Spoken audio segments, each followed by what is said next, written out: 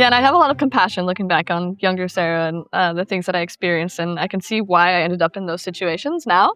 And I've really worked on my relationship with having a compassionate relationship with myself, and even sometimes that's hard because we can be like, look at our younger selves with my brain now as a 36-year-old. I'm like, why did I do that? I would never do that. I'm like, no, I did do that. That was me. And it's okay. I was younger. I was learning. I was growing and just like trying to really like wrap myself and younger selves with compassion. And I realized too, it's just like, that's going to be a thing forever. My God, I thought like maybe someday I will reach this like pinnacle of finally being like, I got this whole non-monogamy thing, or I got this how to do healthy relationships. And then life slaps me in the face and I'm like, nope, here's that thing again that, came up when you were 20 and it's coming up in a different way now when you're 36. So I'm just trying to accept like I'm going to always be learning and growing and trying not to, I'm again, a recovering perfectionist. So I really am trying to do a lot more work around accepting the fact that I'm imperfect. I think I also put a lot of pressure on myself being like a literal therapist for non-monogamous people, that I like have to do it perfectly. But I'm not perfect. I'm a human before I'm a therapist. And even the people I hear from them at least, right? People who are most experienced with non-monogamy still fuck up because we're human and we make mistakes. So I definitely still am learning and growing even today. Welcome to Normalizing Non-Monogamy, the podcast where we interview incredible people from all over the world to hear their personal journeys of self-discovery through the lenses of love, sex, and relationships. Our mission is to show people that they're not alone and to inspire them to embrace their true selves so that together we can open minds and live authentically without shame. We believe everyone's story is powerful and beautiful, yet it's important to remember that everyone does life a little bit differently and that the views and opinions expressed by our guests do not necessarily reflect our own. Additionally, we aren't doctors. Please consult a medical professional for anything regarding your health that you might learn about on the show. Enjoy! Well, welcome to episode 432. We're Finn and Emma, and today we have a fabulous conversation with Sarah. Sarah is a queer, non-binary, polyamorous relationship anarchist in their mid-30s who has been on an incredible journey of self-discovery and exploration over the last 20 years or so. And as you'll hear, the last 6 or 7 years have been particularly transformational. Yeah, I absolutely love this conversation for a lot of reasons, but one of them is that over the last year or so, we've actually had a few different guests on the show who have gone on a similar path as Sarah, of spending their 20s thinking they're a straight woman trying to figure out why their relationships don't quite fit or feel right, before realizing around age 30 that they're actually gay and or queer and or non-binary. And so there's just so much power in sharing these stories and letting people know that they're definitely not alone, especially if just in our show alone, we've had a handful of these people over the past year. So we know this is a common story for people. And so we're so grateful to Sarah for coming on and for sharing with us today. Yes. Besides being a badass in their personal life, Sarah is also a licensed clinical social worker who works with queer folks and specializes in ketamine-assisted therapy. They talk more about their work throughout the interview, and you can learn more about how to work with Sarah on their website linked in the show notes. And Sarah sticks around after the interview for our new bonus questions that are available for our premium subscribers. As a quick reminder, our premium subscribers get access to ad-free podcast feed, plus access to these new bonus questions that we started at the beginning of this year. The bonus question segments are about 10 to 15 minutes long and are an opportunity for us to get to know our guests a little bit deeper. And again, today, Sarah sticks around and talks about their views on porn, how they and their partner prep for dates with others to set themselves up for success, how they approach veto power and hierarchy, and so much more. To sign up for the premium subscription, you can head over to our brand new website, thanks to Finn, and scroll down on the homepage to sign up for just $4 a month. And now for all of our premium subscribers, we're going to jump right into the interview with Sarah now. And for the rest of you, we do have a few announcements. Our first announcement today is something that is near and dear to our hearts. It is our community. We talk about it every single week because we absolutely love it and we see so much power in it. We lead a community of over 300 people socializing and supporting one another every single day. We host our community on a platform called Mighty Networks. We have monthly community support Zoom calls, monthly virtual workshops, and in-person events as well, all for less than $10 a month. A quick note about the workshops that I just mentioned. Every month, we bring in a different educator to lead a workshop on topics around non monogamy and relationships, or frankly, just about life, whether it is relationship repair, navigating conflict. Last month, we talked about grief and navigating end of life as queer folks and people in non monogamous relationships. And next month, March 12th, we've got Marla Renee Stewart joining us to lead a workshop called Seduce Your Lover. Marla is the co-founder of Sex Down South and runs a sex ed company called Velvet Lip Sex Ed. So this is going to be a fantastic workshop, and we hope you can join us.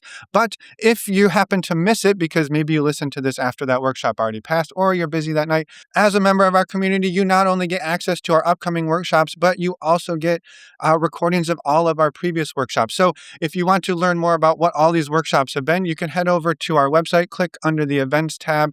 You'll see a list there for the workshops, or there's a direct link in your podcast player to check out a list of all of the workshops and descriptions and the workshop facilitators who led them. It's a beautiful new website. To learn more and sign up for the community, go over to the community tab of our website. Next up, we're excited to invite you all to our next in-person event called Relationship Recess. This is coming up soon. It will be May 1st to the 3rd, 2026, outside Orlando, Florida, and is a weekend packed with games, play, and connection. And just a note that you don't need to be a member of our community to join this weekend. It is open to the public. However, our community members do get a discount. We are collaborating with the team from Multi-Amory and a friend of ours, Gary Ware, who is a strategic play consultant, to bring you this incredible weekend. Again, there's going to be tons of facilitated games, workshops, play shops, activities, all set on a 10-acre estate, a lakeside estate. It's pretty amazing. It's basically, it's like our own private playground, private theme park. So check out the website to learn more and to grab your tickets. You can find that under the events tab of our website, or there's a banner right at the top of our website for Relationship Recess. Again, tons of information, pictures, videos, everything you can imagine to get yourself excited is there. We also released a bonus episode last Friday with a conversation with both Jace from the Multi-Amory team and Gary Ware about play as resistance, where we talk a lot about bringing play and pleasure into our lives and ways we can do that. So go check out that episode as well. And again, one last reminder, you can find tickets and more information by clicking on the banner at the top of our website, or there are direct links here in your podcast player show notes. And the last thing we want to leave you with today before we jump into the interview is our favorite way to get tested for STIs. It is stdcheck.com. We've been telling you about this for years because it is absolutely our favorite way to get tested for STIs. The service is fast, it is easy, it is discreet, and when you use the links on their website under the resources tab of our website or in your podcast player show notes, you save 10%, making a 10-panel test only $129. Again, we can't recommend this service enough. It is the service that Emma and I have been using for years, and we appreciate all of you who have used it as well, because doing so, saves you $10, but it also helps support the show financially. So thank you in advance for doing that and for helping us continue to bring you this podcast every single week for free. And finally, a reminder, reach out to us over on the Contact Us tab of our website. Send us an email and let us know, well, one, if you have any questions or comments for us, but two, if you'd like to be a guest on the podcast, just like Sarah today. So we'd love to have you join us and be a guest. Just send us an email and let us know. And we'll make it happen. And with that, we're going to jump right into the conversation with Sarah. Welcome to the podcast, Sarah. We're excited to dive in today and get to know you. Thank you so much for reaching out and coming on today. We would love for you to start by introducing yourself. Yeah, first of all, thanks for having me. I'm very excited. Non-monogamy is one of my special interests, and so I'm always happy to dive deep into it and talk all about it. So, but yes, saying that, my name is Sarah, and I use they, she pronouns. I identify as non-binary, queer, non-monogamous, or polyamorous, both. I'm also a relationship anarchist, which is something that I feel like is one of my overarching, really important identities and how I I see the world, not just relationships. What else? I'm vegan. I have 2 dogs. I can keep saying more, but I'm also a therapist. That's probably important to mention. I'm a therapist, and I work with people who are queer, non-monogamous, neurodivergent, or kinky, or as you probably already know, those circles can all overlap and be one. So those are kind of my clients I typically work with in Washington, Idaho, or Florida. Yeah. Wonderful. Awesome. Yeah, amazing. And we're so excited to again, as Emma said, to have you here today and to dive into your story. And I know you kind of touched on it here that like today, both non-monogamy, polyamory, relationship anarchist. I'm curious, like, what does like your relationship world look like today? And then maybe we'll go back and figure out if it's always been like this or how we got here. Yeah, sounds great. So, I mean, I guess I'll start with the relationship anarchist one because I feel like that's just Hmm. kind of how I see my world now, like I said. So I have so many different important relationships in my life. I have right now I have one romantic partner, a nesting partner. His name is Lo. He's great. So we've been together about, let's see, 3 years now, and definitely was, I'm sure we'll dive into that, but a game changer relationship for me. And so that's my one romantic partner right now. I'm also going through a breakup. That's okay. So Oh about a month no. ago, Oh. I had a breakup. And so definitely, I'm sure we'll process that together too. And then I have a bunch of really close friends. A lot of them are long distance at this point, and so I have like monthly or every quarter, phone calls or video calls with them. So relationships with my siblings. I also consider my dogs. I have two amazing dogs that I've had for their whole life. They're 10 now, Rexy and Ace, and so they're definitely part of my relational life. That's really important to me. And then also recently, my partner's dad just moved in with us, and we even did like the relationship anarchy smorgasbord tool together, the three of us, and it was very cute, and I loved it. He totally is like the biggest ally for being queer. He's like diving into all of it, learning all the things, and it's been really great to have him, being more of our community, like day to day. So there's more people, more important things, but that's kind of a starting place. Yeah. Yeah. No, it's amazing. And I'm curious, from a relationship anarchy lens, what does that mean for you in sort of how you conceptualize and view the way these relationships weave together? Yeah, great question. I love questions. And so for me, I see that like basically I'm not automatically prioritizing romantic partnerships above everybody else, right? I just really see every relationship as unique and beautiful for what it brings me, what I bring to them, and just they're all very important and they're all very different and unique. And I really also just, I mean, coming from the relationship anarchy manifesto and like that every relationship is customized and designed by the people actually in those relationships. So like my relationships with my friends, or if I have other partners or whoever, no one else is telling me how to be in those relationships, and I'm not telling anyone else how they should be in their relationships. I really believe in like people who are actually in that get to decide what the best dynamic is for us. There's lots to it. I also really believe in like balancing autonomy with also community care and really thinking intentionally about what that means. And I'm not always perfect at it, but because those things are both really important to me. And I just really want those things for the people in my life also to be as free as possible. And I feel like I'm loving them well if they feel like that. There's more to it, but that's kind of how I guess I see how my lens around relationship anarchy is. Yeah. No, I appreciate that. And I think we've heard a lot, I would say in the past few years, the number of people who come on and are Yeah. sort of embracing this Has increased. has increased. And I think it's fun for us to talk to people about what does it mean for them, because everybody's got a little bit of a different what does it mean for me? How do I do it? So and I know we'll probably dig in more as we kind of move through your story. So I just appreciate the sort of the frame around it all. Yeah. Yeah, thank you. I'd love to take a step back in time and see where non-monogamy kind of entered your life. Sorry, you might also hear my dog barking. That's Roxy in the That's right. background. Yeah. But so it started for me back when I was probably 21 or 22. It was in college. I'm not sure exactly. It was somewhere around there. And me and a ex-partner who actually eventually ended up becoming my ex-husband. But so we had been together for several years, and I don't remember exactly how it started, but we had some conversations, decided to open up the relationship. And we decided to have and there was not a lot of materials back then, I will say. That was like, Hmm. I'm 36 now, so like 15 something years ago. And so I did a really bad job, like a really bad job of managing that. We both did for sure, but I did especially bad because we basically, I don't remember all the boundaries that we had agreed to or all the agreements that we had, but one of the main ones was to not become emotionally involved with other people. And we were just like, having sexual experiences. Hmm. But I have since realized that when I have frequent sexual experiences with somebody, then I often develop emotional attachments to them. And so that did happen. I got emotionally attached to somebody who unfortunately ended up being a player and was just telling me all of the right things. And it was really dramatic, but this was during college, right? It came out later. Somebody logged into his Facebook and found that he actually had been talking to like 10 women and using literally copy and paste sentences to all of us. Wow. And it worked on me. And I was like falling for him and was like, and then it came out all dramatically. And then it was just, honestly, it was terrible. And then I had broken the agreement of not developing emotions. And so it really took a lot of intentional repair work for my ex and I. And then we stopped being non-monogamous for a while after that. And yeah, I guess that's the starting place. And I was, like I said, very bad at it. It was very painful. Well, And you're also in college. Yeah, right? You're in your early 20s, right? Yep.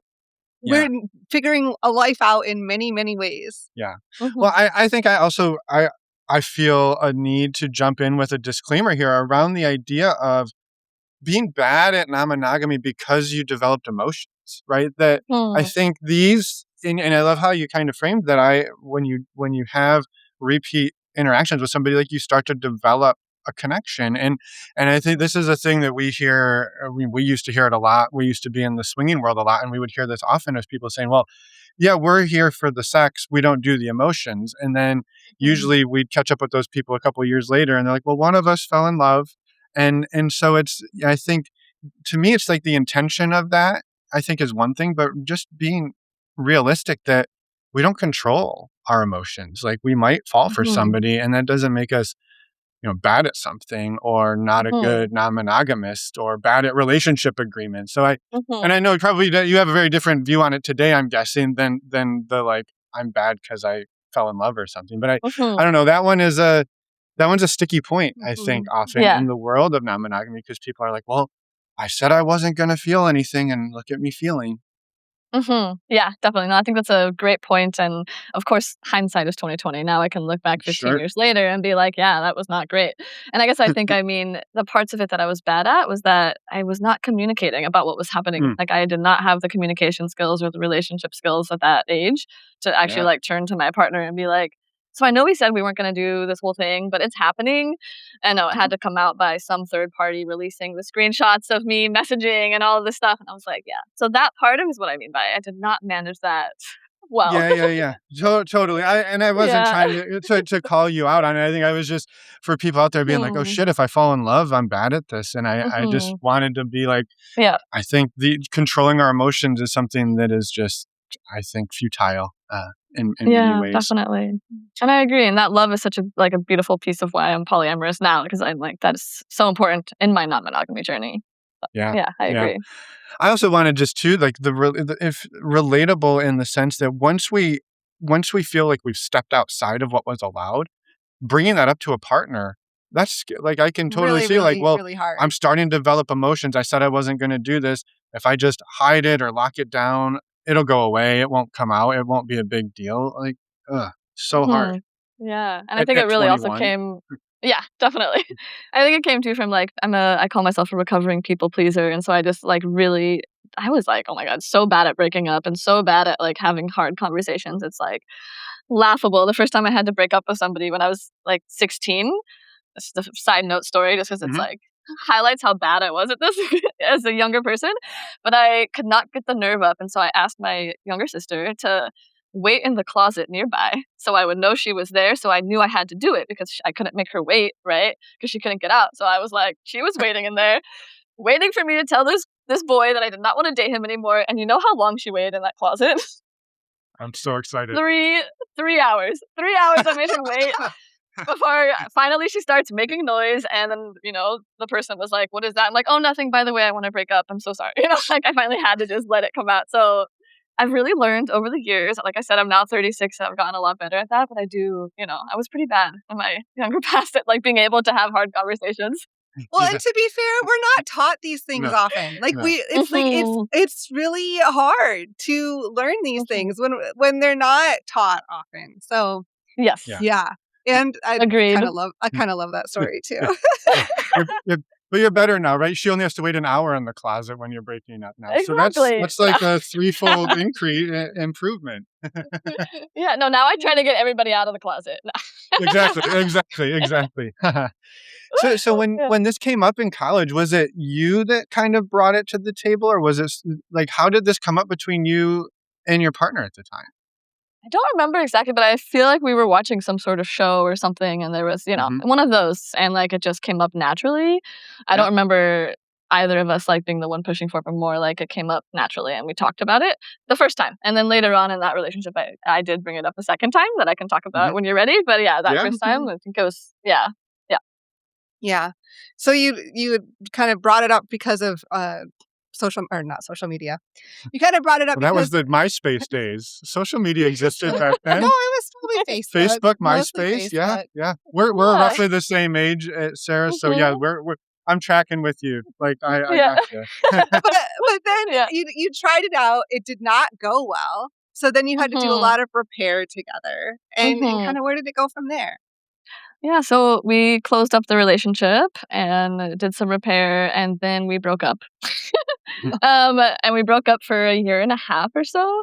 Yeah, so then I just kinda, like, dated around. I'm looking back, I really wish I would have used that opportunity to explore my queer identities that were obviously really, very clear to me now. Like, hindsight again, I'm like, I can see how queer I was, but I had no idea. I was not I could get into that too, but growing up in my parents' hyper-religious, conservative household, I was really repressed, and so it was really hard for me to accept the non-monogamous parts, to accept the queer parts, to accept the relationship anarchist parts, like, all of those parts, and so I lost the original question because of my own ADHD, but Oh, where were we yeah. going with that? What So was sorry.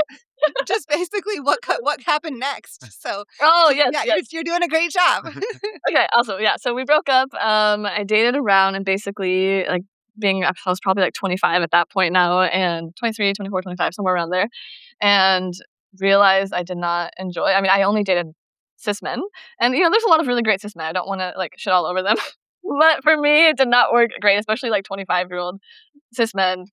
It just yeah, and again, like you said, we're not taught how to do relationships well in general in the society. It's one of the things I talk a lot about with my clients, with my friends. Like, we are not taught that.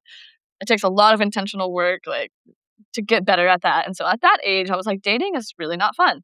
Went through my own like personal crises, and then basically we reconnected, and then we ended up dating again for maybe 4 or 5 more years. And so almost my whole 20s, we were together. About 10 years with like a year and a half break in the middle. And then dun dun dun, there's more. so then, so then at 29, everything's really connected in life, I feel like. And so at 29, like in my career, I had been working in community mental health for 7 years, really working in like crisis work, working with the most people, like people experiencing homelessness with the most severe and persistent mental illness, like the people with the more challenging behaviors that no one else really wanted to work with, that kind of thing. And I was so passionate about it. I loved it. It was everything that I wanted to be doing with my life. I thought I would never go into private practice, yet here I am. But around that age, the bureaucracy of it just really got to me. It wore me out, like seeing all of the systems. I had been like young and idealistic in a lot of ways before that. And I really thought that I could rise through the ranks and change the systems from within. And I really put all my energy into that. And then at 29, just a series of things happened where I realized, like, actually, my workplace, like, I realized what capitalism is, and I realized that my workplace really actually doesn't give a fuck about me. And even if I'm working my hardest and the client outcomes are better and all of these things, like, it doesn't actually, that sounds really jaded, but I just realized that then at that moment, right? And Mhm. got completely burnt out. And I was like, I need to stop doing this. And so at that moment, I quit my job and I decided to try playing tackle football. And I'm a soccer player growing up, and I still play soccer. But I was like, I'm gonna try something different, and I'm gonna learn how to do this sport instead. And so joined a team in Seattle, and that was great. Honestly, it was awesome. Like, it really helped to get my anger out and like all of my feelings out. Like, being able to tackle people in socially appropriate ways, that was great. Really fun. Yeah.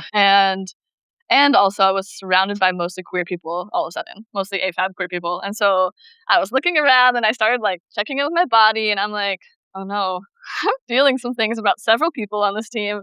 And I think it's the football pants. No, I was just like, it was like having some realizations. And so I talked to my now ex at that time. We were still together, and I said, hey, I'm having some feelings coming up. Like, I don't know what it means, but I'm like recognizing I'm having some queer feelings going on. And he was really great. And he was basically like, hey, why don't you give it a shot? Like, try it out, see how you feel. Like, let's try this again and you can explore and let's see what happens.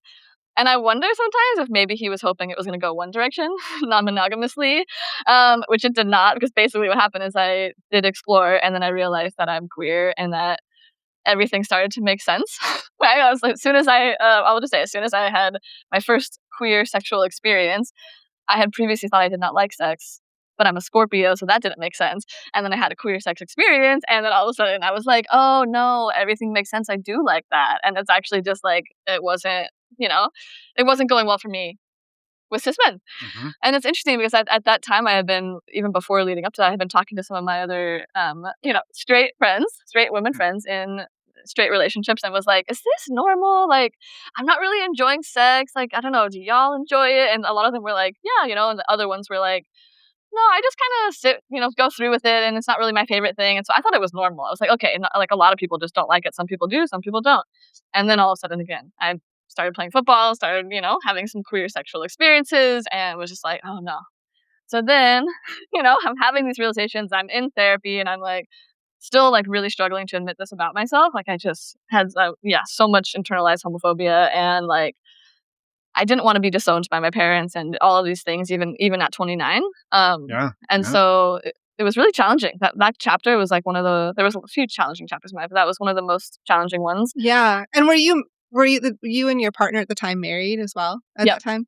Okay. Yeah, and we had just gotten married 9 months before. After 10 years together, we finally got married, and then 9 months later, I realized I was gay, and had to have that conversation. Which he did take pretty well, I will say, better than a lot of people would, and we ended up having an amicable divorce, and we still talk here and there. And so that's that part of the story. Yeah, wow, Sarah, I was just so grateful for you sharing, and I think it just every time we talk to people who've gone through something like this, it just sticks out to me how much we're programmed to doubt, right? Like, oh, well, yeah, sex isn't supposed to. I even talked to a handful of my friends. Yeah, sex, that's just the way it is, right? And then you start exploring, and then, right, you said it like high control conservative religion comes into play. You don't want to get disowned by your family, so there's just so much working against you if you're not into what everybody says you should be into. Yeah. Yeah, and like speaking to that, I mean, it's not my story to share, but just one of my siblings who is also queer. There's 3 of us out of 4, so my parents love that.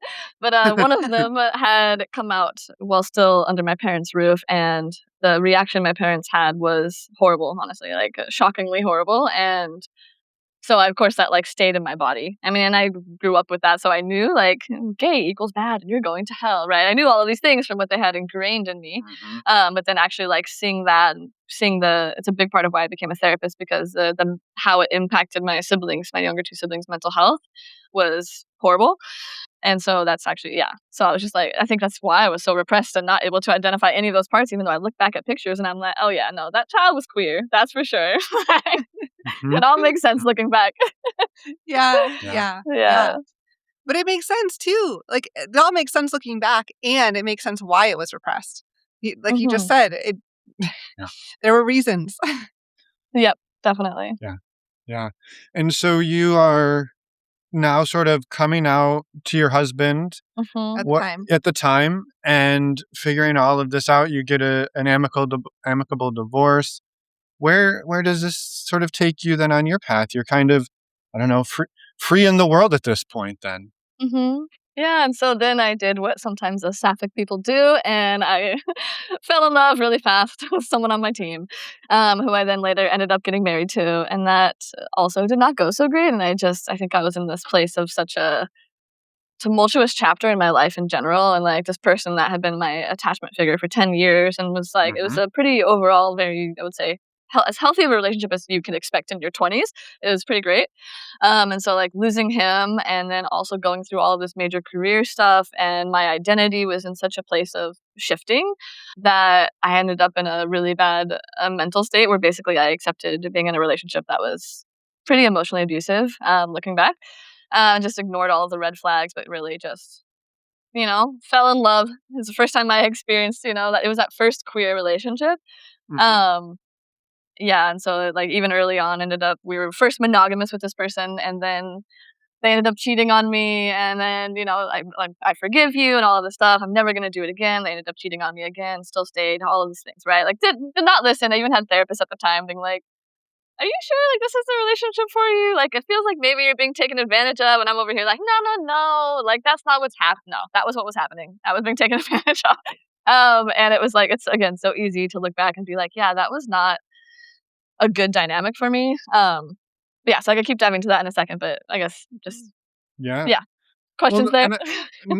I don't know. I don't necessarily have a question, but I just commenting on I think the idea that you're talking about, where this is your first time exploring a sort of a new way of relating and your new identity and understanding of yourself. So it's like, how would you have any framework for what Mhm. feels good, what does, Yeah. like everything is new and your life isn't just, Mhm. Well, and like you yeah. said, there's so many pieces of upheaval. Getting out of a relationship that you had been in for 10 years, and Yeah. that was like a pretty good relationship. And then, all of the job stuff, all the identity thing, like you're grappling with a lot of identity thing, all like so many all at once. Mhm. And so it makes a lot of sense again that you would make that decision of like, oh, this Yeah. is something that is maybe even feels Mhm. good in the moment too. Yeah. Definitely felt good in a lot of ways. That's what kept me Mhm. there Yeah. for sure. Yeah. Yeah, and I have a lot of compassion looking back on younger Sarah and the things that I experienced, and I can see why I ended up in those situations now. And I've really worked on my relationship with having a compassionate relationship with myself, and even sometimes that's hard because we can be like look at our younger selves with my brain now as a 36-year-old. I'm like, why did I do that? I would never do that. I'm like, no, I did do that. That was me. And it's okay. I was younger. I was learning. I was growing and just like trying to really like wrap myself and younger selves with compassion. I even did some like, I didn't mention I'm a psychedelic assisted therapist also. And so I've also had my own personal experiences with psychedelics. And so that's been a pretty big part of my story here and there throughout also. But I don't know why I thought of this right now, but I just remember this, one of my experiences. I just remember it was a really hard experience, to be honest, but I remember my younger Sarah, just like really, probably like 9-year-old Sarah, just weeping for all of the pain that I had already experienced at that point, and older Sarah wrapping younger Sarah in that moment, right? Like, and just holding my younger self and us like sobbing together. And it sounds terrible, but it was actually a very beautiful experience and really healing to like integrate and have more compassion for my younger selves, including whether that's 3-year-old, 9-year-old, 27, 32-year-old Sarah that I've not always been perfect. So yeah. Yeah. Yeah. Yeah. Oh, I love that you brought that in. Mhm. And it is such a, just testament to, I don't know, the work that ongoing work that it takes for so many of us to work through these things and that you're confronting these things. And I mean, you're doing the work as you're like going through these really hard things. You're not running away from it. Yeah. And I think, And that's huge. yeah. And thank you. And I realized too, it's just like that's gonna be a thing forever. My God, I thought like maybe I know. someday I will reach this like pinnacle of finally being like, I got this whole non-monogamy thing, or I got this how to do healthy relationships, and then life slaps me in the face, and I'm like, nope, here's that thing again that came up when you were 20, and it's coming up in a different way now when you're 36. Yeah. So I'm just trying to accept like I'm gonna always be learning and growing, and trying not to. I'm again a recovering perfectionist, so I really am trying to do a lot more work around accepting the fact that I'm imperfect. I think I also put a lot of pressure on myself being like a literal therapist for non-monogamous people that I like have to do it perfectly. Yeah. But I'm not perfect. I'm a human before I'm a therapist. And even the people who are I hear from them at least, right? The people who are most experienced with non-monogamy still fuck up because we're human and Yeah. we make mistakes. So I definitely still am learning and growing even today. Yes. Yes. It all comes back to the fact that we are all human. Yeah. And that's Yes. that's what we need to do. And I think honestly, in so many ways too, like even as a therapist, a clinician that works with non-monogamous people, I think it's amazing that you also are doing like your own work in that world, because if you had everything all figured out, I think like then you just go to clients and be like, this is how you do it. And that's not how that's not, human, really. Like we gotta be working together of sure there's guidance, but also relating on Hmm. the human to human level. Yes, I agree. Definitely. Yeah. I'm curious how you were in that relationship that was not great for how long? Yeah, so that was a 4-year relationship. Okay. And it's hard because this part of the story is a little bit emotional. And I thought about whether I would share, but I think I'm going to. And so I had been in this place where I was like, 'cause it's an important part of my story. It's definitely shaped a big part of who I am, and I don't know if this kind of thing is talked about enough. At least I don't hear it talked about enough in non-monogamy circles. But so then, like, I was in this place, right, a couple years in, where I was starting to recognize that maybe, again, enough therapists were telling me, like, I just remember one literally being like, "No, I think, like, really, like, they're taking advantage of you. Like, you really, like, I'm trying not to give you advice, but, like, I'm like, I just, like, I just, but finally I started to, like, take this in, was trying to be like, okay, maybe it's time to leave this person. And then they got diagnosed with terminal illness. And Mhm. basically, when that happened, I was 32 or 31, something like that.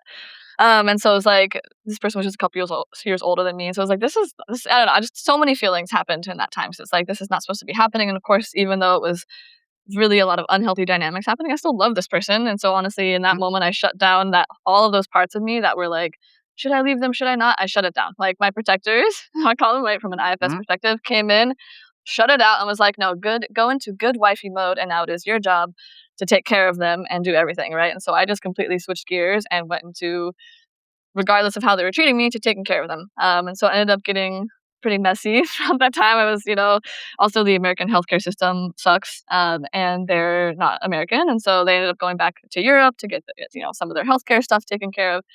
I started doing van life during that time to try and save money. And we already had a van that we were about to start converting. And so instead of converting it, I just we semi-converted it, put like one of those Target bunk beds in there and a few things to like help, but really it was not fully converted.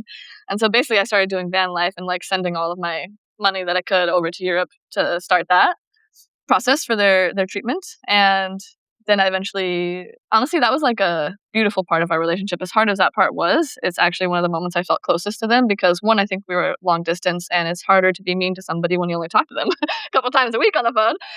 So it was feeling better. And also it was just like it's such an intense human experience to have that it brings you together in a lot of ways, right? In some ways it really pulled us apart, but in a lot of ways it did pull us together too. And also like, being a nomadic and being in van life for that time period was I had never done anything like that before. Like just going out with just me and my two dogs, started making friends. We were already non-monogamous at that point, and had been for a little while. And so I met somebody, started dating somebody, and so it was such a wild year, such a wild experience. And then I went and visited them in Europe, and it was a really hard moment because, you're going to doctor's appointments, having like really doctors literally telling me like, telling them, you should already be dead. I don't know how you are still alive. And the medical system sucks everywhere. I have realized it's just, not all doctors suck, but a lot of them are so cold and so, yeah, just so cold and unfeeling, which is a big part of why I believe so much in like, number one, having the relationship I have with clients is the number one most important thing because like I saw what happens when people are just like cold and unfeeling and how much damage that does. And so yeah, I was going through a really dark moment. And then basically we started to have really hard conversations, right? And like, if it's looking like, if there's not any treatments for you, they wanted to try more like holistic alternative treatments. And so we started talking about where we should go. And we decided to move to Mexico at that point because basically they had been somewhere that they loved in Mexico and it was their favorite place. And they told me that if they were going to die, where they would want to die would be this beautiful place in Mexico, this beautiful little beach town. And so I was like, okay. And so me and my girlfriend and my partner, spouse at that time, they're non-binary, they use they them pronouns, that's why I call it spouse. We decided to all move to Mexico together, and basically it was like, either we're gonna try everything we can to help you heal, or we're gonna try to have, if this is gonna happen, for you to die in a place that you love. I've gotten a lot of therapy around this since then, and so this is why I'm able to talk about this without crying, though I might still. And then honestly, after a year of being apart, through all of this, and then all of a sudden now being in a house together, the three of us, that did not go well again. Then it just, especially now they had been sick for a long time, their behaviors got worse and worse. They were just becoming meaner and meaner, and it started really impacting my mental health, and it got to the worst state that I have honestly ever been. And I have not been somebody before this that had felt things like suicidal things. I had not felt like that before. And in that moment, I remember starting to have questions about that and realizing like, holy hell, I'm in a bad spot if I'm like, and questioning this for myself. And then I had a therapist that time. As you can see, a lot of therapists have helped me over my lifespan. Really grateful to them. But I remember she pulled me aside in a session and said, if they were not sick, would you still be with them? And that hit me like a freaking, I don't know, train wreck, right? It was just like right away out of my mouth. It was like, no, I would have broken up with them 2 years ago. Like, what are we talking about? And I was like, oh shit. I can't like literally be with somebody just because, and it took a lot of work to get to the place where, we tried relationship counseling for a while. It didn't work. And then eventually, basically, they decided they wanted to be monogamous and all of this stuff. And it was like, this is not going to work. And so we had a very messy split. We do not talk to this day. And it was really hard. They are still alive. I don't know, at least as far as I know, we're like blocked, but that was just like, that was one of the most painful experiences that I've had relationally. And it's really shaped so many things, and there was like not a lot of resources at all of like, how do you do this non-monogamously when there's other people involved, and like there was, yeah, I felt like very like there was not a lot of time. No one that I knew had experienced something like that at that age, and so I know I'm sure you have a lot of questions, but that was a pretty intense experience that I had. Yeah, that's really intense. And I appreciate you sharing, and I appreciate the fact that you're like, I've done a lot of work around this, so I can share. And I'm glad you shared at the level that felt comfortable to you too. I just a random question that came out for me is like thinking about Mhm. the timeline of all of this. Mhm. Did this happen all during like COVID times too? Was Mhm. that Yep. okay? That's what I kind of gathered, and I was like, that has to add just such another level of stress in this Yep. incredibly hard situation. Yep. There were so many, honestly, extra dynamics during that time period that made it so hard, and it was one of the hardest things I ever had to do to leave them and to Yeah, walk away, and it was also one of the best things I ever did, and I still send them good energy from afar. I really try. Like, I hope that yeah, everything works out for them. I really do, and I hope that they heal, and I hope that they already are healed because I don't know exactly anything really that's going on with them anymore. But I'm also really grateful that I was able to have the strength to walk away even in such extreme circumstances, which was really the hardest thing I've ever done, honestly. yeah, for sure.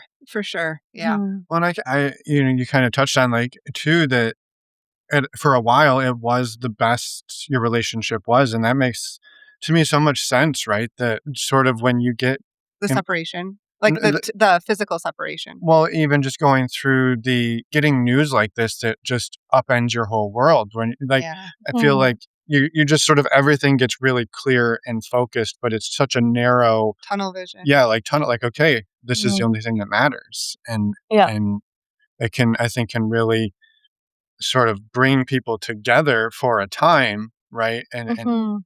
so wow. Yeah, thank you, Sarah, for sharing, and just can't imagine how hard that was to Mhm. go through. Yeah, Yeah, it yeah, definitely was. Yeah, psychedelics did help me a lot. I had some really powerful, say, ayahuasca journeys during that time that helped me get through that, and some powerful. I worked with some shamans and things down in Mexico, and that and therapy really helped me a lot, which is why a big part of why I ended up becoming a psychedelic therapist because I'm like, this has just completely transformed my life, and being able to actually say like I still send them good energy and also recognize like the impact that they had on my life, and that like being able to see the nuance of that. I think I really am just grateful again for the people that helped me along my own journey because I couldn't have done it by yeah, myself. yeah, Totally. Yeah. yeah. Yeah, that Yeah. space of being able to say, I wish the best for you from a distance, right? Yeah. I know we cannot, but I wish the best for you, right? Is a hard place Yeah. to get to. Yeah. Yeah. Mhm. Yeah. Yeah. And I guess I should also add, like, the other piece that really helped me through that was community. Like, I think therapy is great. Obviously, I'm a therapist. I'm a little biased, right? Mhm. Mm. And I think it's a really important piece. And there's also so many other ways that healing can look. And I really am a fan of like healing does not happen in isolation. We need people, right? And so my now partner, again, his name is Lo. He was really instrumental in that time of, and now to this day of just really again, he was a game changer relationship for me. He showed me of like, oh, actually, I really did not know that someone could treat me so well, right? Like that was a thing that actually existed in the world, and I was like, I can feel even 3 years later, I can feel like this happy and this connected and this loved and this like appreciated for all of the unique things that make me who I am. Like I'm neurospicy and I forget things and like there's a lot of unique things about me that I have grown to love over the years. Not everyone else loves them though, right? And so it's just like so refreshing to have some people, him and other people in my life that really were there for me that helped me through that moment and so many others. So community is important. Yeah. Yeah. Yeah. And that leads me to the question too. During that time, you mentioned that you did have another partner that you took to Mhm. Mexico, and kind of how did you Mhm. navigate that? Because another layer, again, no Mm. resources around that. Yeah, I handled it really poorly again. Mm. And that being, yeah, just gonna be frank. Yeah, it was not again, I was, again, compassion for myself. I was in a really dark state. Mhm. And while I was doing van life and we were getting to know each other plus an NRE, like, and there was no other in-person relationship dynamics impacting us, me and her, like, it was beautiful. We were having a great time, right? But then we all of a sudden all get to Mexico, and then I'm in this other dynamic. They were not dating. I was the hinge. And then she was so sweet because she's trying to support me, supporting them and also supporting them directly, and I just did not manage that situation well. Like me receiving emotional abuse in that situation, and I just shut down more and more and more and more and more. And so, I mean, it was definitely the two of us that also, but that basically did not go well either in that whole moment. Um, and I felt like, I guess in that time period, I felt like she didn't, by the end there, I think she got burnt out from it because it was a pretty hard situation. I was burnt out. Everybody was burnt out after this much time of dealing with that. And so I just, by the end of it, yeah, broke up with her too. That's the short of it. It was just like, this does Yeah. not feel compatible and I'm not feeling supported anymore. And I think that a big part of that is because you're burnt out from all of the situation and I'm burnt out. And I think it's better if we do not date anymore. Plus, she was moving back to the United States anyways. And I decided to stay in Mexico. I'm still in Mexico now. So it just made the most sense. But it was also a really painful breakup. And we do co parent a cat still. And so we still like talk to each other every so often. She sends me pictures of the cat who's in the States and she still does RV life and that kind of thing. But that's about the max level of our connection at this point. But yeah, so that was a hard moment for sure. Yeah, it's super hard. Yeah. Oh my 2 gosh. breakups in a week. Yeah. Wow. Yeah. Well, and not just, I mean, those feel like Monumental. breakups, right? At a monumental, They were. at a hard point in life. Jeez. Mhm. Yeah, it Well, was rough for sure. It was a yeah, rough time. yeah. Well, and I guess you've talked a little bit about, your relationship with Lo sounds like it has been maybe the antithesis to what you had experienced for this first sort of couple Hmm. uh, iterations of non-monogamy. And I'm curious, Yeah. how do you and Lo come together and like Yeah. what starts to turn around for you? Because I'm imagining it starts to get better if you're still doing it. You're now Yep. a therapist for it. So like, what kept you coming back, and like, Mhm. and what sort of turned around for you? Yeah, great question. And so I think part of it is too, like during all of this time where all of that was happening, I was actually like really loving the non-monogamous side of it. Like I was recognizing and I had just figured out I was queer. And then I was like really for the first time in a like exploring polyamory specifically. Like I said, I explored open relationships when I was younger. That didn't work. So now I was exploring polyamory. Honestly, I loved those pieces of it. Like I love this idea of team love and, like parts of that experience, even though were really painful, there was a lot of parts that were still beautiful. Like as hard as that moment was, like, looking back, I can remember, like, us both, like, taking care of them who's sick right now and, like, that. There was some beauty to that part of polyamory. Yeah. And so I was actually coming into that part of my identity really strong. And at that time, before the breakups, I wrote a 6-page relationship manifesto for myself of how I wanted to do relationships.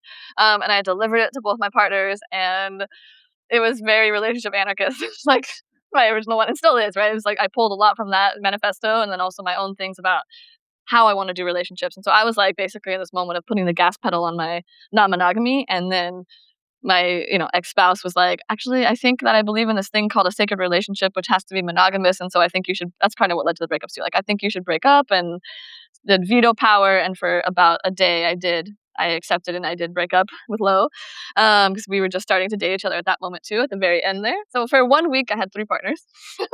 And then that did not last. And then, yeah, veto power. And then I did. And then I was like, no, I can't do this. And because it just was so against my values, honestly. Like that kind of, for me, like I'm such a relationship anarchist. I didn't like, it's just become stronger over the years of I just don't believe that anyone else should tell me, or I would never tell anybody else of how they should do their other relationships. And so when that started happening, breakups then happened after that because it was clearly just like, actually, I think if you're monogamous and I'm polyamorous, maybe we should also split for those reasons. And so then after the breakups, I was in a really bad place and got a lot of therapy, did my ayahuasca things, and was very new with dating Lo.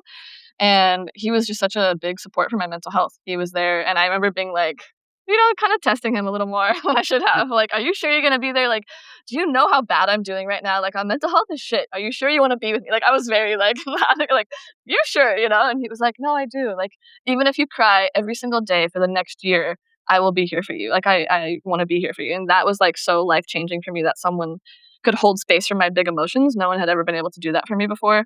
Even from like an early age, I had been told from my parents, from my dad specifically, that sadness and anger are bad. Right? Those are bad emotions and we should not have them. And if you are feeling sad, then you need to leave and go back to your room. And when you can come back when you can have a logical conversation with me. So that's been one of my things that I've had to keep working on throughout the course of my life, that actually it is okay for me to feel feelings. And Lo just did such a beautiful job while I'm like in the worst place I have ever been in my life mental health wise, and then I meet this new person and he was just the most there for me that I ever could have asked for. And so then I started healing, doing better, right? And this whole time I was like very clear from the beginning, like I'm non-monogamous, and he also was like, that's cool, I want to do this whole non-monogamy thing. I've been curious about it, but actually I was his first partner ever, um, monogamous or not. And so he was like, I'm open to it. I've been curious. Let's try. So we were non-monogamous the whole time, but I was the first probably year of us dating. I was like, I'm not ready to date anybody else. Maybe even a year and a half. It was a little while before I was ready to open up my heart again. And so then, yeah. So then since that time, I've dated a couple people here and there. Like I said, I'm in Mexico, so there's not like, it's been hard to find enough like queer and polyamorous community, especially like people who do polyamory in the same way that I do, with this like relationship anarchist lens also. And so I ended up in trying different types of polyamory. I was vetoed a couple times because, being on the other side of hierarchy and, those kind of things. And so I had some painful experiences too, but also like through all of those, Lo has been very supportive of me and holding space for me. And then most recently this year, we got into a triad unexpectedly, and we had never dated together before. But I really loved a lot of like, there was so much beauty to that. I would do it again. I thought I was not a triad person, but like actually after being in one, it was really, and there was so much to that is like, that feels so team love, which is what I love about it. But yeah, just basically realized that the three of us were not compatible recently. So that's what I'm saying. Like the breakup a month ago, it was rough. Still healing from that for sure. But yeah, that's the long story short. Yeah, that is a lot also to pack in the last 2 years. I mean, like all Yeah. of the healing that you went on and still being, just met and cared for in this relationship with Lo, Hmm. and then exploring yourselves individually and then together in a triad. That's that's a lot to cram into just a few years. And Yeah. I also I've love experienced a how, lot. yeah, and how supportive the two of you, it sounds like, have been of each other. Yeah, I'm really grateful for that. It's like having that, what Jessica Fern talks about, that safe haven and secure base relationship is, I'm realizing, just so important to me. And I think also like, I don't know about y'all, but I'm in this space of like deep change right now and how I even want to do relationships. I'm recognizing some other parts of myself and feeling I'm not quite demisexual, but I'm like realizing just how important it is for me to have like emotional connections before having sexual experiences, which I mean, looking back on my story, it makes sense, but now I'm just like actually accepting that. And I think another big part of that is actually I've been I decided to take a year off from alcohol this year, and so I'm at, what is that, 11 and a half months? No, 10 and a half months, whatever it is now, almost to the end. And I've just recognized how much that also, I don't know what, I would love to hear your thoughts on this, but I didn't realize how I could be okay with certain types of connections if I had a beer or two or three, right? I'm like, oh yeah, after beer number two, sure, let's go home together, right? Like, and things that I'm like, now I'm like, nope, I'm not really interested in that. Like, I really need, an emotional connection first. And so it's interesting to also like be reevaluating all of my relationships, and not just like with partners, but also with friends and Mhm. who I really want in my inner Mhm. circle. But now with this lens of like, I am like California sober. So, I'm seeing things more clearly now. And so that's an interesting element too that's been happening. Yeah, yeah. For anyone who's not familiar with California sober, that would be what? No alcohol, but the cannabis is okay. Yep. Cannabis and Yeah. psychedelics are, yeah, yeah. All right. Just throwing it out there for anybody who's not familiar with the lingo, because I actually learned that one myself actually not too long ago. So Yeah. yep, yep. Um, Yeah. no, I don't appreciate all of that as well, Sarah. And I think it leads sort of to a question or curiosity around.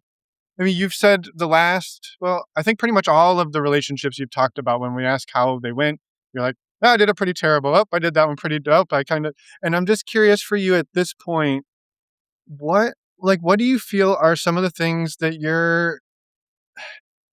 I don't want to say that you fixed, because I'm seeing it some way differently than that. But like, what do you feel like for yourself feels better today for you as you're doing these relationships? Maybe changed Yeah. or shifted rather Yeah. than Mhm. fixed. Yeah. Right. Right. Yeah. Yeah, and that's great feedback too. I should look. Yeah, 'cause sometimes I can be hard on myself still. And so, yes, there was parts of all of these relationships that, of course, I can keep learning from, but I think you're right. I was not terrible in all of them. I really tried. But I will say I've gotten a lot better in these last few years about actually, like, putting into practice the skills that I have learned, right? I'm like, I literally teach these skills, and now I'm like, "No, I'm actually gonna use them." Like, I'm gonna really, like so even, for example, going through this breakup right now that has been really hard, I've been leaning into the repair process with her. And we've been, we're meeting once a month and like really having the hard conversations and sitting with just pain and like what went wrong and what do we want to work on and feedback for each other and how we can do better. And so like I being able to sit with my own hard emotions and those of others has really changed for me. And then also like my communication skills have gotten a lot better. Specifically even like knowing when I need to walk away from a conversation and when I can come back to it and like being able to recognize I have a better relationship with my body. That's shifted too of like what is like when my body has this cue, what does that mean? Oh, that's because I'm getting upset. And if I get a little bit more upset, I might say that thing that probably I'm gonna regret later because I am a Scorpio and I do have that tail. Nope, I should get out of here before that part comes, so I've gotten better at being able to like recognize my own cues and when I need to like take certain actions.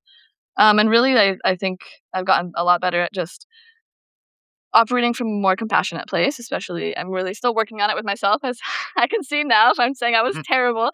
So I still need to work on it. But also for like the people that I've been in relationships with and being able to recognize, like, even in this most recent situation, all of us played into this, why it ended, and being able to see, and I'm getting better at being able to hold the nuance and the duality of that, of like, here is my piece of things that I want to take responsibility for and apologize for and get better at. And also, like, I was not alone in this dynamic that was created. And like, here's some things that I have feelings about that I want you to hold space for, and going through the repair process about those things. And so I like to think I've gotten a lot better at that. Yeah.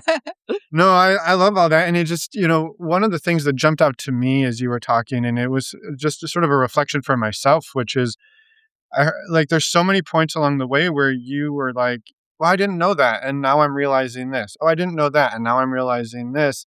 And as you were saying that, I was starting to think, like, for myself, there's a lot of moments where I look back and I realize I was frustrated or feeling maybe trapped or anxious. Something was going on. And I was often like, why are you making me feel this way? Why are you doing that to, somebody else? And then realizing afterwards, like, oh shit, I did not understand myself for so long. And so I would be in situations that weren't good for me because I didn't know better. And now as I'm like learning more about myself and really looking inward, I can, you're saying, like, oh, I know if I go past this point, I'm going to say the shitty thing. And I don't want to say the shitty thing. So now I'm going to walk away. I'm just going to go.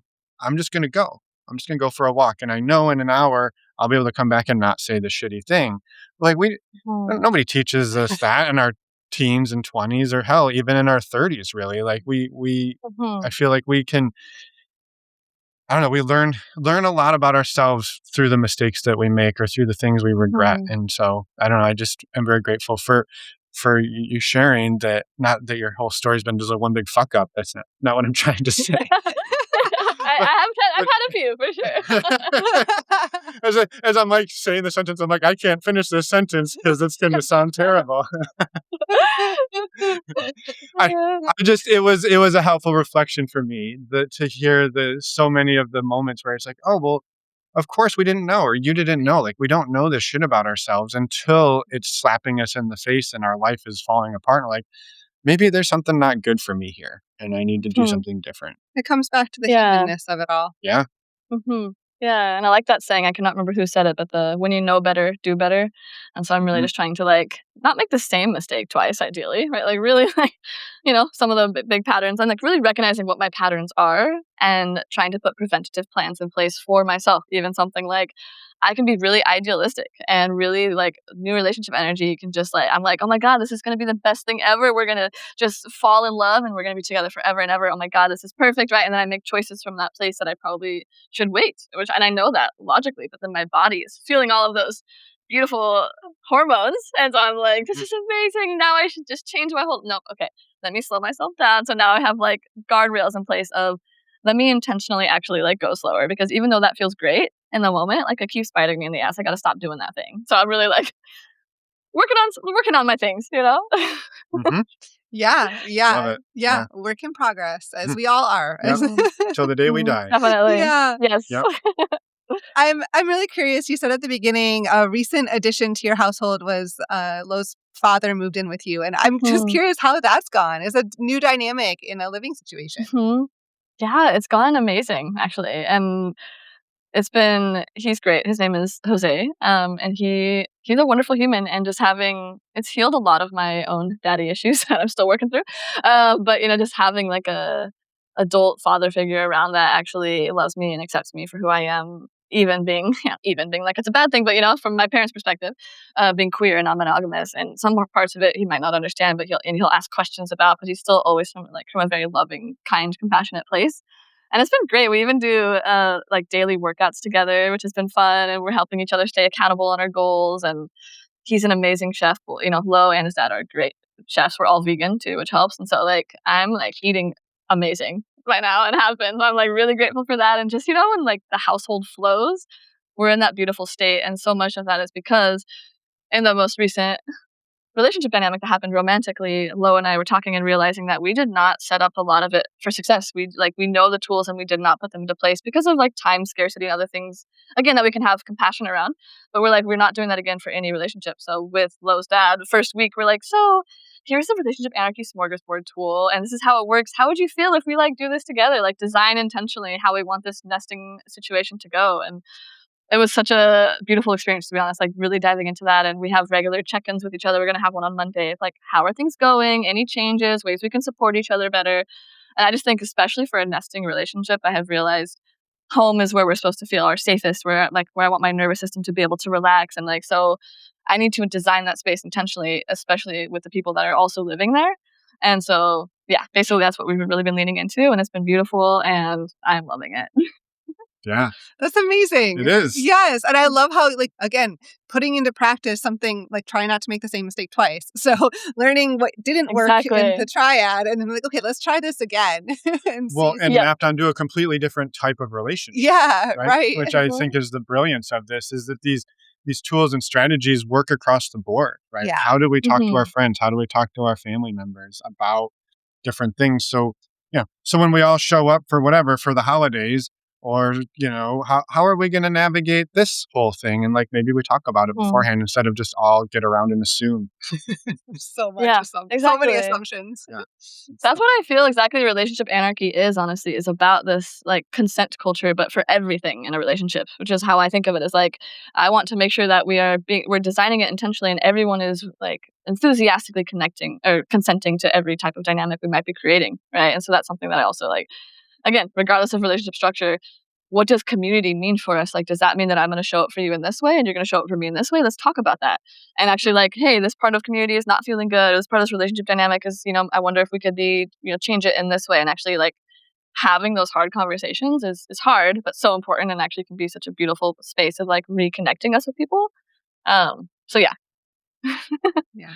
Yeah. Brilliant. Yeah. I love it. Mhm. Well, I'm thrilled we got to chat today, and I hope we get to do it again at some point because, yeah, it's been wonderful. And it seems like you're somebody who's on a path of you're not going to stop trying new things. So I'm sure we'll have lots to talk about at Right. any point when we get together and do it. Yeah. Yes, Yeah. I We'd agree. also love we'd also love for you to talk a little bit about your work and where people can find you. and then, so we don't lose listeners, I just wanted to say, Sarah has agreed to come back for our special lightning Q&A round at the end. So stick around for that if you want some goodness.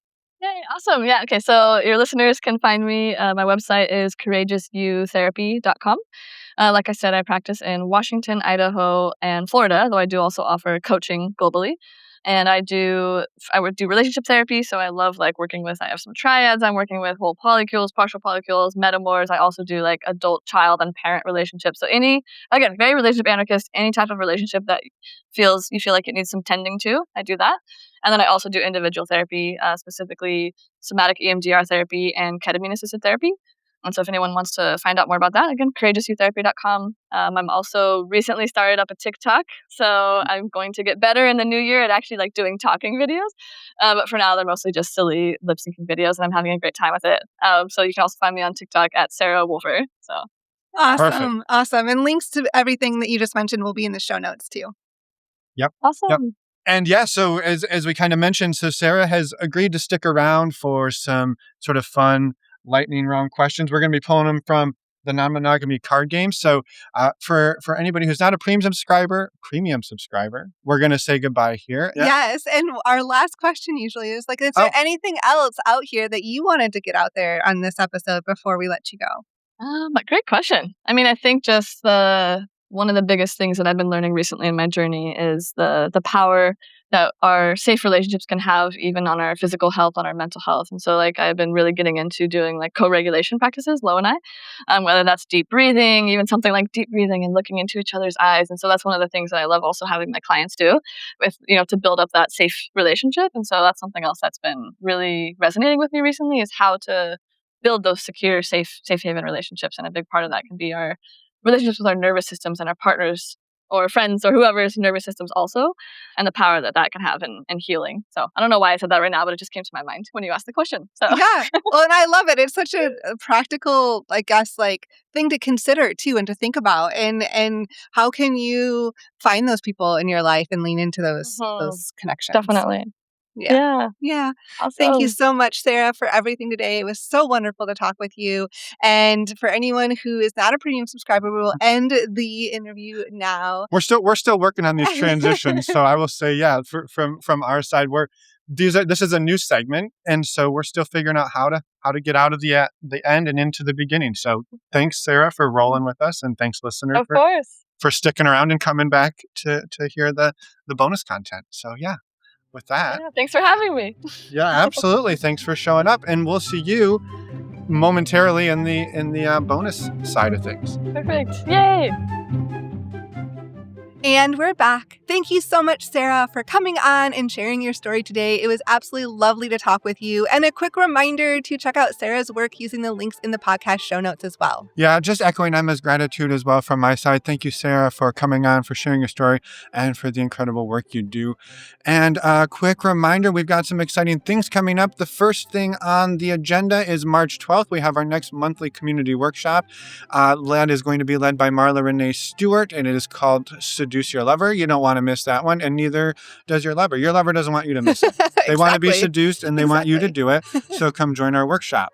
More information can be found under the community tab of our website. And then the other thing we've got coming up is our next in-person event called Relationship Resets. That's happening May 1st to the 3rd outside Orlando, Florida. If you want to learn more information about this, go back to Friday's special interview that we did with Jace and Gary. We talk all about the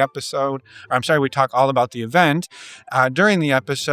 And then you can head over to our website and click on the banner at the top of our website to head over to the Relationship Recess webpage, where you can learn all of the information, check out all the pictures, videos, and buy your ticket. And buy yourself a ticket. So go do it. We'll see you in May. And next week, we'll be back with another interview. This one's going to be with Mitch and Cindy. It's another great conversation. So you're going to want to come back in a week and listen. We'll see you then. Bye, everyone. Thanks for listening.